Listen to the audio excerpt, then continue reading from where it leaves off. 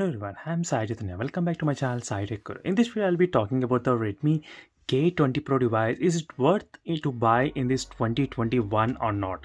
So this is another request asked by one of the subscribers that is planning to buy the Redmi K20 Pro but is quite confused whether to spend that much of money on this Redmi K20 Pro at the moment in the 2021 because the phone has been launched a very long ago and there are so many models launched after this phone, and he wants to know whether is it worth to buy in 2021 or not.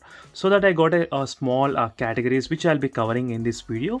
So processor, display refresh rate, battery charging, camera, build quality and the features. So these are the things which I'll try to cover, and finally I'll try to give the conclusion whether the Redmi K20 Pro is actually worth of buying or not. You will get to know, friends, so try to watch till end of the video to get to know all of these details.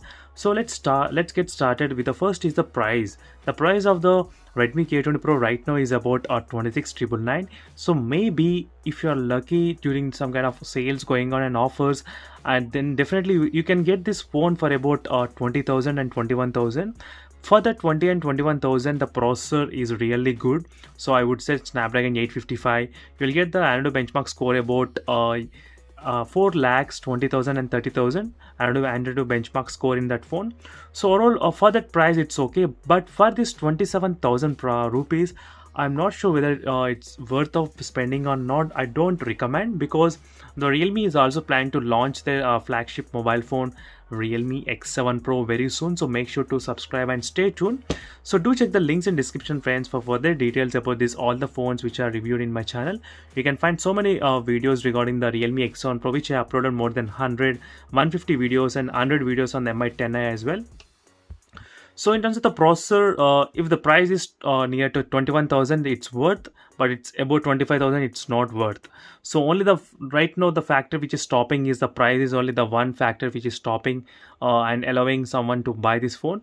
So next, but the Snapdragon 855 processor is really good. So even if you buy right now, you can still use the phone for the next 2 to 3 years without any problems. So right now I did use so many applications in my phone, as you can see here, friends. So many apps, I think close to 200 applications right now I did have in this phone. So overall the phone doesn't feel any lag or nothing during this time of usage. Everything was very smooth, and in terms of the Snapdragon, it's really good. Even in 2020, it's worth of buying the Snapdragon 855 if you are getting in less price, if conditions apply. So the reason why I'm saying conditions apply, because you will be getting Snapdragon 855 plus for 23,000 or 22,000 from the Realme. So you need to keep that in mind as well. So next is the display and the refresh rate. So in this display and refresh rate, I like the display but not the refresh rate, because the Redmi K20 Pro doesn't have the higher refresh rate, but you do have the very good slim bezels on the corners, slim bezels on the top right and bottom, and full screen experience you do get. That's a good advantage, and very small and compact form factor, 6.39 inches. So nowadays you won't find very small devices if you want to get. So definitely this is a very compact and small, easy to handle in single hand. So for that kind of people, it is definitely recommended. So the screen is really good, but the lack of having higher refresh rate, that is what stopping me from giving this phone as suggestion to someone else. So the two things, the price and here the refresh rate is not at all present here. That's another thing which is stopping me from buying. So next is the battery and the charging. So the battery and charging is also another two areas which are really backlogged in the Redmi K20 Pro. Maybe by the time the phone launched, it was very good and superior than the other phones. But right now we are seeing the phones which are having 6,000, 7,000 and 5,500 and 5,000. So during this time of era of big batteries, so having a 4,000 mAh of battery is kind of disappointed, and we cannot blame the Redmi for much, because at that time it was the best 4,000, but right now it increased. So you need to keep that in mind. And still, if you are okay with the battery, but there's another which is stopping is the charging. Charging is quite slow, 18 watts, but it can support up to 27 watt fast charging is supported in this phone. So overall, friends, in terms of the battery and charging, it's kind of very backlog in this phone. And next is the camera. So camera is also another thing. Phone has a three lens on the back side, you can clearly see here. So overall the image quality is also really good. It doesn't matter if you're taking with a wide angle or normal lens, but there is no macro lens.